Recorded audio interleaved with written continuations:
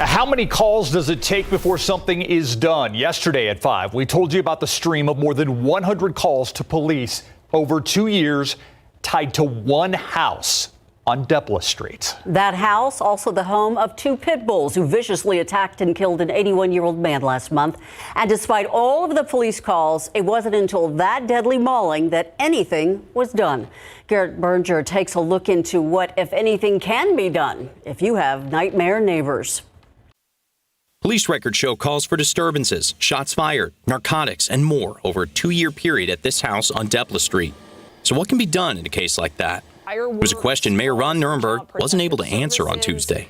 Can the city take action against a homeowner when there is such a history of issues like that?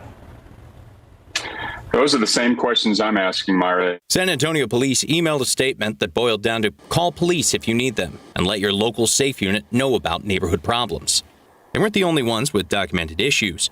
Development Services says there were a few code issues, but not serious ones. And while Animal Care Services had a dozen of its own 311 calls to the home over 2 years, that's not necessarily unique. There are thousands of properties that have 10 to 12 calls in a span of 2 years.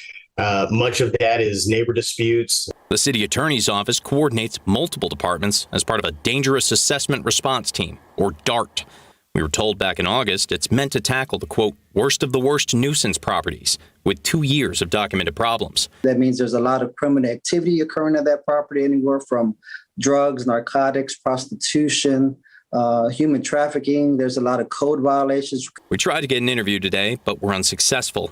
Though a city spokeswoman did say via text that the Deplis Street home would not have been a DART inspection, seemingly indicating there's not much to do with neighbors like these, except to keep calling.